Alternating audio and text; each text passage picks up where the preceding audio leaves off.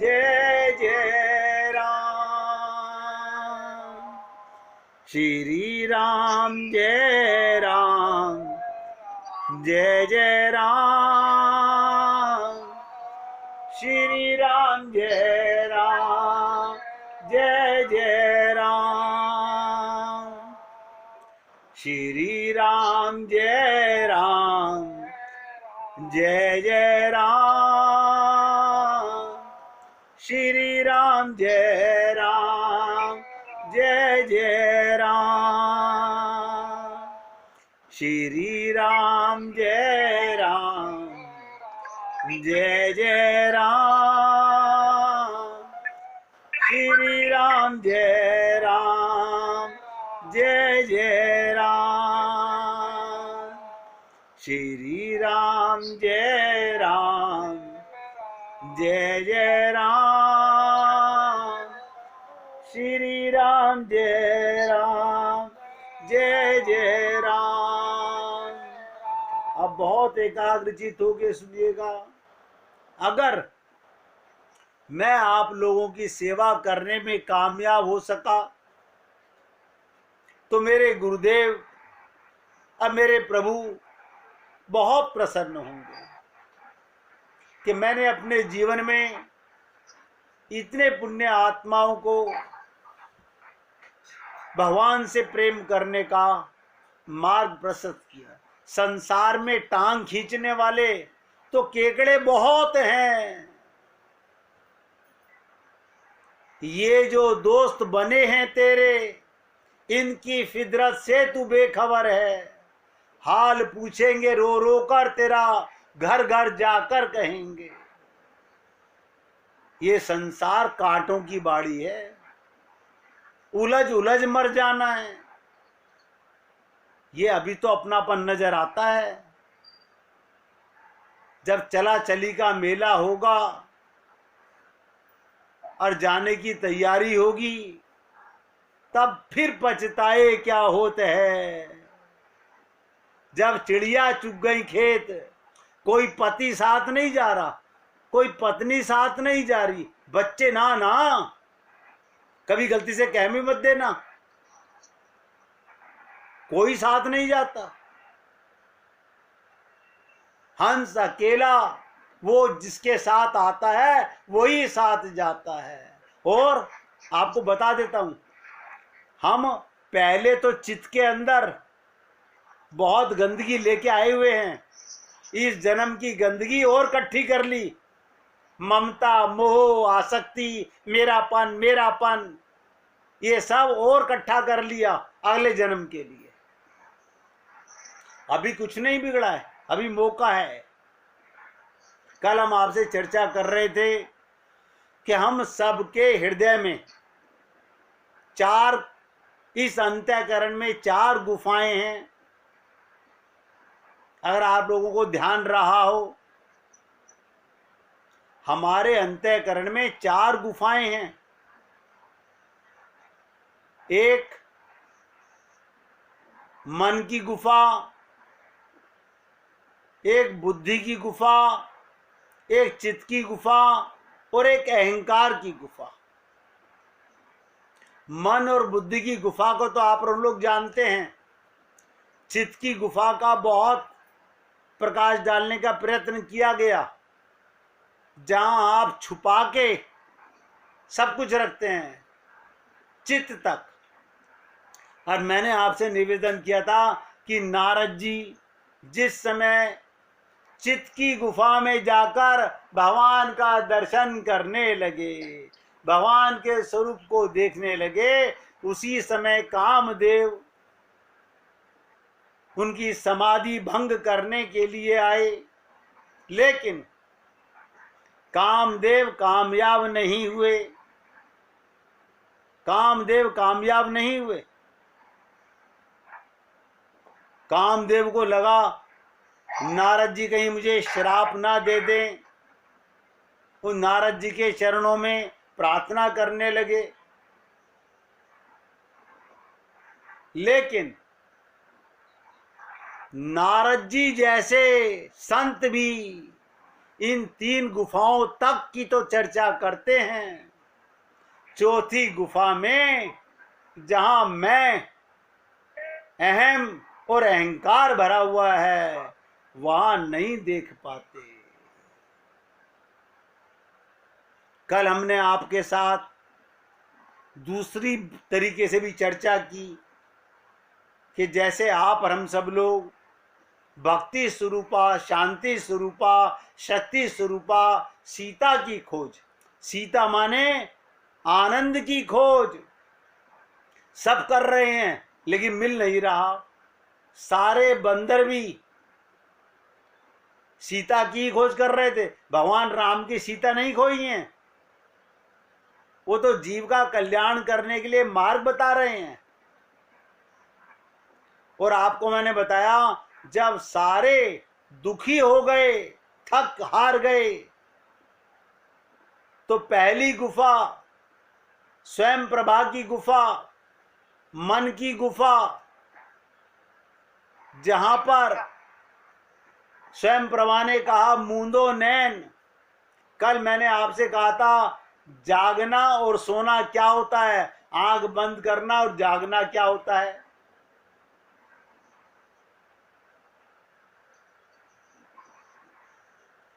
स्वयं प्रभा के संदेश पर लोगों को संदेह होने लगा। जैसे ही उन्होंने आंखें मूंदी, अब वो जानते नहीं थे। आप में से कोई बता सकता है मूंदो नैन का मतलब क्या होता है?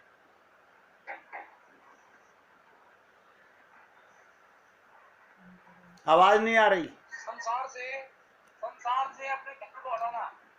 बहुत सुंदर। हमें लगता है आप तरक्की के मार्ग पर चल पड़े हो। ध्यान से सुनिएगा। मूंदो नैन का मतलब संसार का मोह, संसार की ममता, संसार की आसक्ति से आंखें हटा लो, मन हटा लो। लेकिन कौन हटाता है? अब जिसने नैन मूंदे ही नहीं, मन हटाए नहीं, आप कितना भी कहो बेटा तो बेटा ही हो। अरे तो किसने कहा बेटा नहीं होता?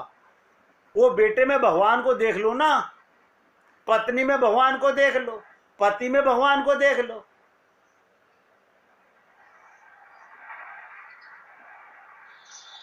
तो जैसे हम नहीं समझ सकते मूंदो नैन का मतलब, ऐसे ही ये बंदर देवता भी नहीं समझ सके थे। इन्होंने क्या करा, कोई चमत्कार हो जाएगा, आंखें बंद कर ली। और आंखें बंद करते ही जैसे ही आंख खोले तो समुद्र के सामने पहुंच गए। अब तो उन्हें और डर लगने लगा। कह रहे यहां से आगे हम कहां जाएंगे? इतना भारी भव सागर समुद्र, सीता जी तो कोई नजर नहीं आ रही।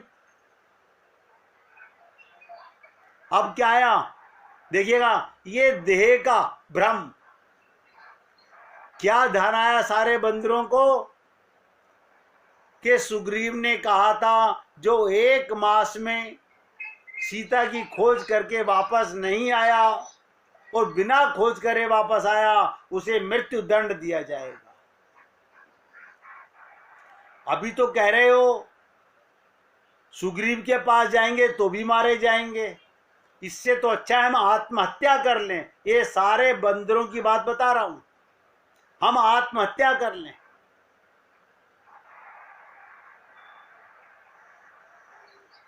आप सोचिएगा, जिस देह को तुम मिटाना चाह रहे हो, सुग्रीव जिसे मारना चाह रहा है, दूसरी गुफा वहीं पर मैंने आपसे कहा था संपाति की गुफा। नेत्र मूंदों का अर्थ था विश्वास, और नेत्र खोलने का तात्पर्य था विवेक। तो स्वयं प्रभा की गुफा में जाकर आंख मूंदते हैं और आंखें खोलते हैं, अपने को समुद्र के किनारे पाते हैं, फिर निराश हो जाते हैं। दूसरी गुफा संपाति की गुफा। अब सोचिएगा, संपाति ने जैसे ही डर दिखाया, मेरे को तो ब्रह्मा ने दावत दे दी, इतने बंदर खाने को मिलेंगे, मैं बहुत दिनों से भूखा हूं। सारे बंदर डरने लगे। अरे अभी तो तुम कह रहे थे हम आत्महत्या कर लें, सुग्रीव भी मारेगा, हम भी मरना चाहते हैं। अगर हमारा मरते मरते भी इस शरीर से किसी का पेट भर गया तो कौन सा पाप हो गया? इसका मतलब कहत कठिन समझत कठिन।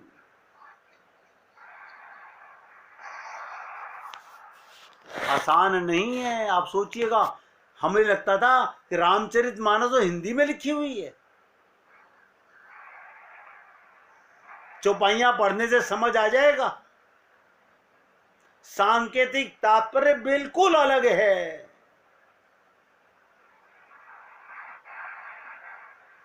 जैसे ही संपाति सामने बंदरों की बात सुनी, वो बाहर आकर जो कहता है, सुनकर बंदरों के प्राण सूख गए। वे सोचते हैं जब सीता जी नहीं मिली तब पीछे लौटने का मार्ग भी तो बंद हो गया, क्योंकि सुग्रीव ने कह दिया तुम 1 महीने भीतर नहीं आए तो मृत्यु दंड दूंगा। अवधि समाप्त हो चुकी है।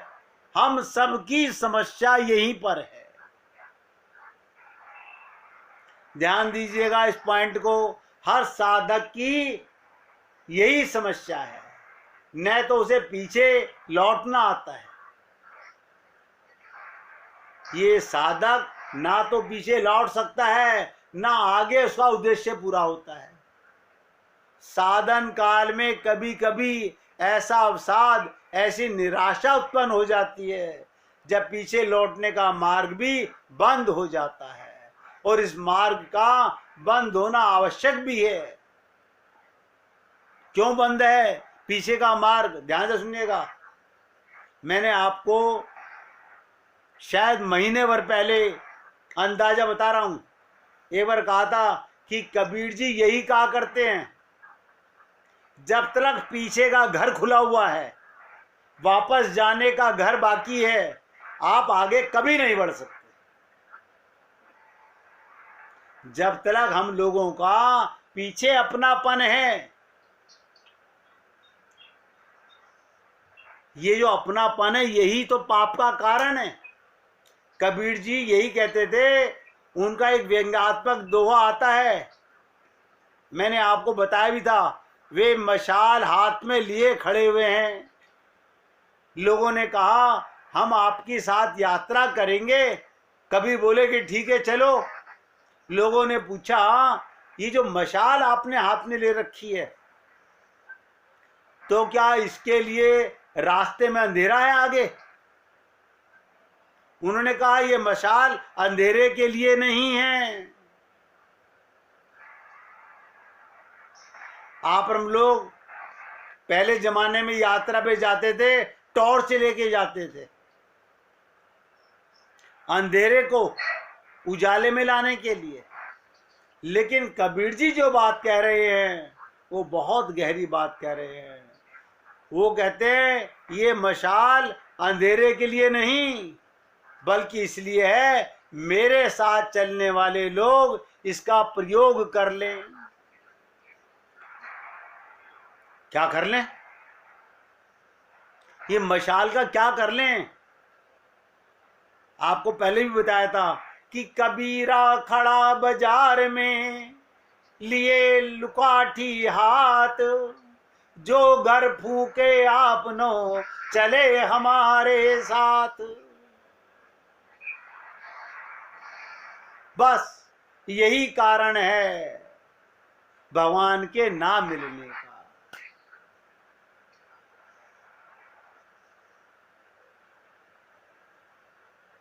कहते ना, जैसे तुम्हें आते हैं ना आने के बहाने, ऐसे ही किसी रोज ना जाने के लिए आ। हम भगवान को जब मन्नत मांगते हैं ना, हे वैष्णो माता,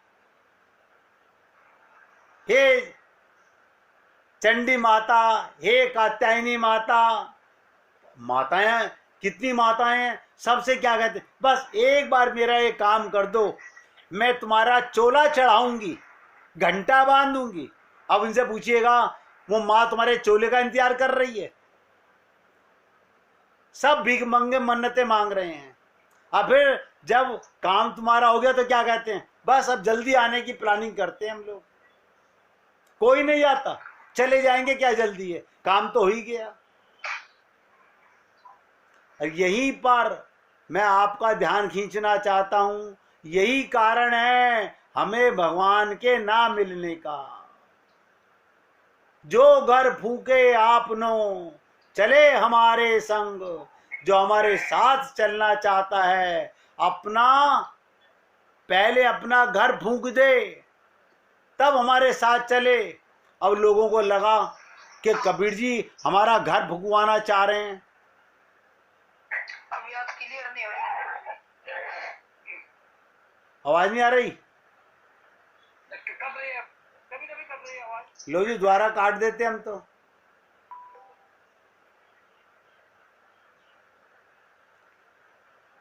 किसी एक को भी आवाज ना आए फिर फायदा क्या? एक भी भक्त को आवाज ना आए वो तो लाभ से वंचित रह जाएगा ना। अब ध्यान सुनिएगा, हमारी गाड़ी यहीं रुकी हुई है। ये घर फूकने का मतलब क्या है? कबीर जी कहते हैं यदि मेरे साथ चलोगे और घर बचा रहेगा, पीछे अपनापन बचा रहेगा, पीछे अपनापन, तो तुम बीच मार्ग से लौट जाने की सोचोगे। जब पीछे पन अपनापन ही खत्म हो गया, इसलिए जब घर ही जल जाएगा, अपनापन समाप्त हो जाएगा, तो यही सोचोगे अब आगे बढ़ने के सिवाय पीछे लौटकर क्या करेंगे। पीछे लौटने का मार्ग बंद हो जाने के बाद ही साधक के पास आगे बढ़ने के सिवाय कोई चारा नहीं रहता। इन बंदरों का भी पीछे लौटने का मार्ग बंद हो चुका था, क्योंकि सुग्रीव के द्वारा दी गई 1 महीने की चेतावनी। देखिएगा, पीछे का मार्ग बंद, इधर सामने समुद्र लहरा रहा है और सीता जी कहीं दिखाई नहीं दे रही। बंदरों ने निराश हो करके अनशन करके प्राण देने के लिए समुद्र के किनारे अनशन करते हुए बैठ गए। ऐसे समय पास की गुफा से संपाति की आवाज आती है।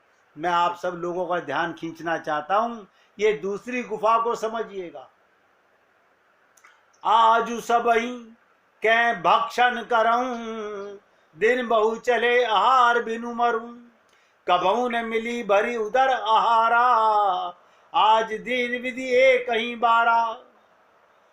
संपाति की आवाज आई, बहुत बड़ी दावत का मौका आ गया, इतने बंदर अनशन करके प्राण देंगे। आज जगदीश्वर ने मुझे घर बैठे बहुत भोजन भेज दिया।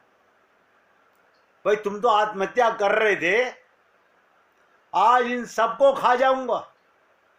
बहुत दिन बीत गए, भोजन के बिना मर रहा था, पेट भर के भोजन नहीं मिलता था, आज विधाता ने मुझ पर कृपा की।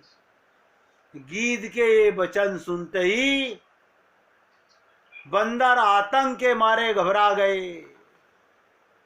वे बेचारे प्राण तो देना चाहते थे, पर आत्महत्या करने वाला भी ये सोचता है प्राण सुख से दे। देखिएगा, जो आत्महत्या करता है वो ये प्लानिंग करता है कौन सा तरीका अपनाऊं जिससे कष्ट ना हो। फिर व्यक्ति की कभी कभी ये चिंता भी रहती है कि मरने के बाद मेरे शरीर की दुर्गति ना हो। तो बंदर जब ये सुनते हैं कि गीध हम लोगों के शरीर को खा जाएगा, तो वो देवता जो बंदर बने थे बड़े निराश हो जाते हैं, बहुत दुखी हो जाते हैं। हम लक्ष्य तो बहुत बड़ा लेकर चले थे, पर आज नौबत मरने तक की आ गई कि लक्ष्य को पाए बिना हमें प्राणों का त्याग करना पड़ रहा है और हमारा शरीर एक गीध का भक्षण बनेगा। बंदरों को हताश और अवसाद घेर लेता है। तब अंगद उनकी रक्षा करते हैं। ध्यान सुनिएगा, स्वयं प्रभा की गुफा में हनुमान जी बानरों की रक्षा के लिए आगे आए थे। संपाति की इस गुफा में अंगद की भूमिका प्रधान है।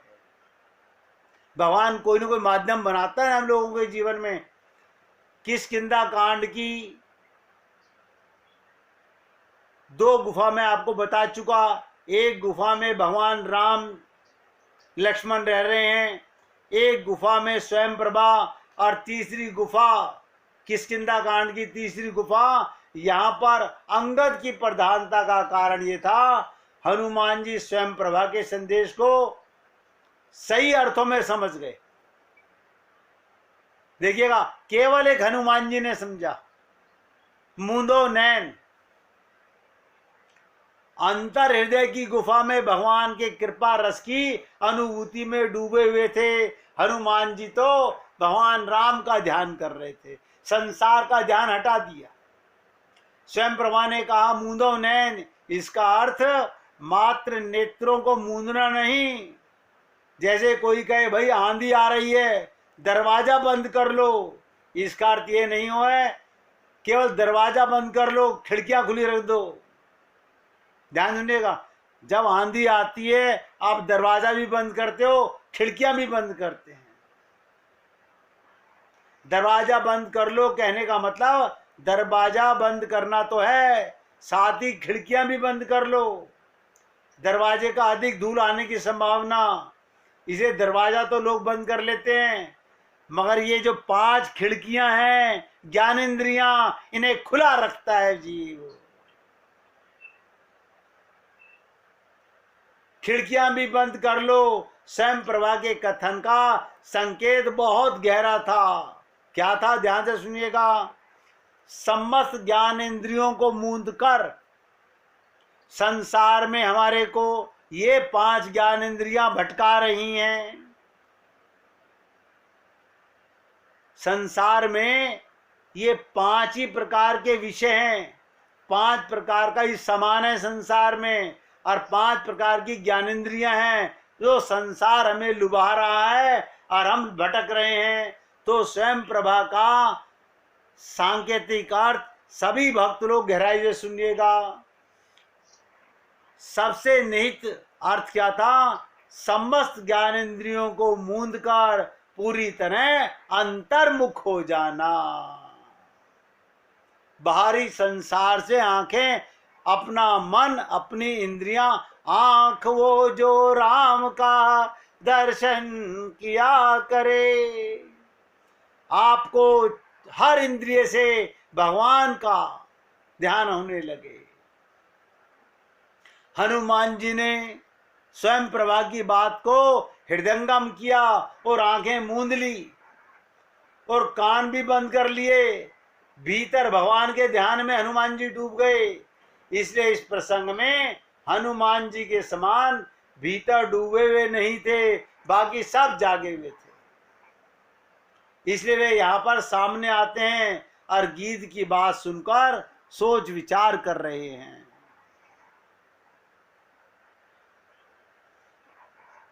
अंगद जी ने क्या कहा देखिए, दूसरी कृपा समझिएगा। ये तीसरी गुफा है। कह अंगद विचारी मन माही, कह अंगद विचारी मन माही, धन्य जटायु सम कोई नाही। हम भी संत गुरु की बातों को कहाँ जान पाते हैं? हमें गुरु संत महात्मा ने जाने क्या क्या बताते हैं, हम नहीं सुन पाते। आवाज आ रही है ना भाई? जटायु के समान, अंगद जी ने क्या कहा? जटायु के समान धन्य कोई नहीं। इस कथन के माध्यम से अंगद गीध और बंदरों दोनों को अलग अलग संकेत देते हैं। यानी संपाति को भी संकेत दे रहे हैं, अब बंदरों को भी संकेत दे रहे हैं। गीध को यह संकेत कि तुम्हारी जाति का एक गीध वो था जिसने सीता जी की रक्षा की और अपने प्राण दे दिए। अरे गिद्ध तुम हो जो सीता जी की खोज में निकलने वालों को खाना चाहते हो।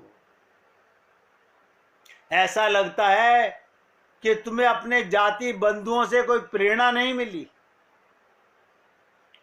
अपने साथियों के लिए उनका संदेश ये था कि ये गिद्ध सीता जी की रक्षा के लिए अपने प्राणों की बाजी लगाकर सदगति और भगवान की कृपा का अधिकार होता है, तब हमें भी प्रभु अवश्य स्वीकार करेंगे।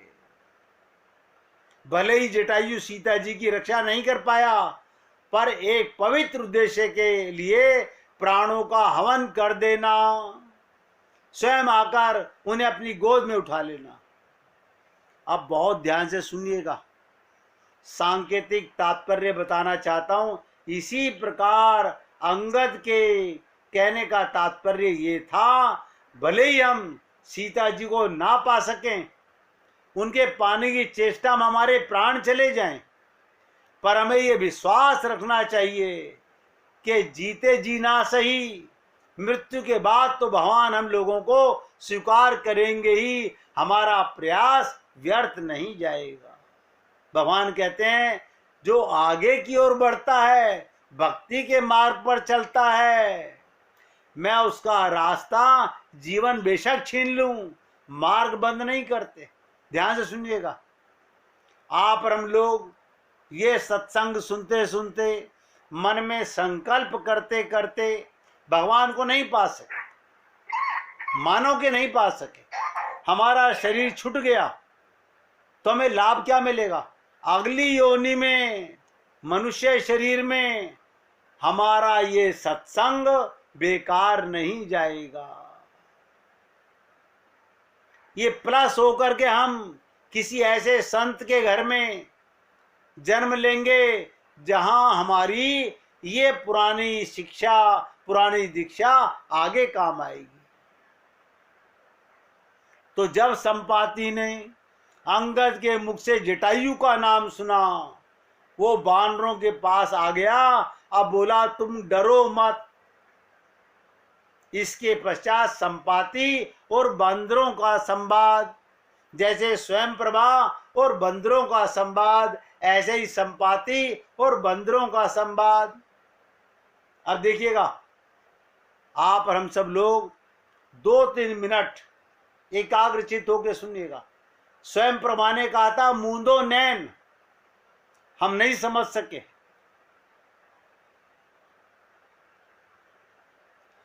ये पांचों ज्ञान इंद्रियां अंतर्मुखी हो जाएं।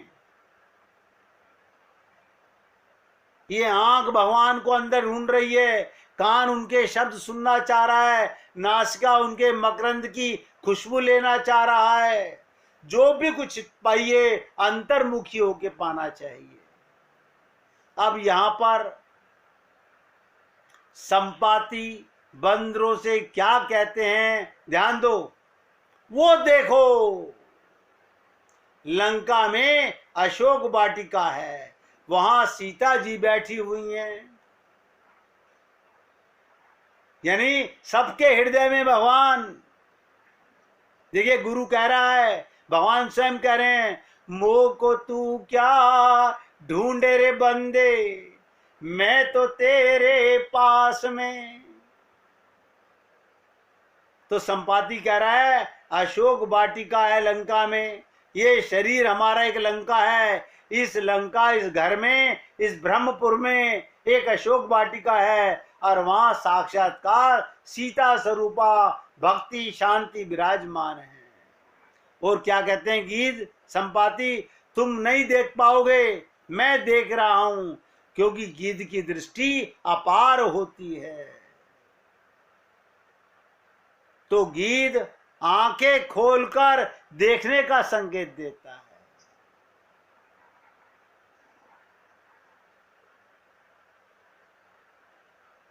गोपियों की आंखें, पहले संत महात्मा कहते हैं आंखें बंद करो, पांचों ज्ञानेंद्रियों से भगवान का रसास्वादन लेने का प्रयत्न करो, भगवान का रूप ध्यान करो, भगवान के भजन कीर्तन, भगवान की लीला, भगवान के गुण, भगवान की सारी कथाएं अंदर चिंतन करो। जब मन और पांचों इंद्रियां भगवान में तल्लीन हो जाएं, तब क्या कहते हैं? आंखें खोलो। देखिएगा, अरे गुरुजी अभी तो आप कह रहे थे आंखें बंद करो। वो आंखें इसलिए बंद करा रहा था, संसार से मन को हटाओ। जब भगवान में लगने लगा, अब आंखें खोल लो। अब क्या करो? जित देखूं तित श्याम मई है। अब सब में राम नजर आने लगेगा, जैसे गोपियों को सब में भगवान नजर आते हैं। तो संपाति यही कह रहा है। उसने कहा, स्वयं प्रभा ने कहा आंखें बंद करो, और संपाति कहता है आंखें खोलकर देखने का संकेत। स्वयं प्रभा ने आंखें मूंदने का संकेत दिया। संपाति की ये गुफा बुद्धि की गुफा है। मैं तीनों गुफा की चर्चा आपसे कर चुका हूं। एक गुफा में भगवान जो चित्त की गुफा है, एक गुफा मन की गुफा जिसमें स्वयं प्रभा आंखें मूंदने की बातें करती है, और ये तीसरी गुफा बुद्धि की गुफा जिसमें संपाति कहता है अब आंखें खोल के सारी सृष्टि भगवान की है, सब में भगवान है। ऐसा समझिएगा, एक सूर्य सारी पृथ्वी को प्रकाश देता है। सूर्य के सामने बादल आ जाए, काला काला बादल आ जाए तो अंधकार छा जाता है। तो क्या सूर्य कहीं चला जाता है? कहीं नहीं जाता। ऐसे ही हमारा प्रीतम परमात्मा कहीं गया नहीं है। ये माया के बादल, ये संसार के बादल, ये माया का पर्दा, झीना झीना पर्दा मैं और मेरे प्रीतम के बीच में पड़ा हुआ है। और मैंने आपको कहा था, ये मैं, अहम और अहंकार का पर्दा है। जो कोई जीव अपनी मैं को नहीं मिटा सकता, अहम को नहीं मिटा सकता, अहंकार को नहीं मिटा सकता, वो भगवत प्राप्ति करने में अभी समर्थ नहीं है। आज यहाँ विराम देते हैं, और उम्मीद करता हूँ आप भक्तों ने बहुत गहराई से समझने का प्रयत्न किया होगा।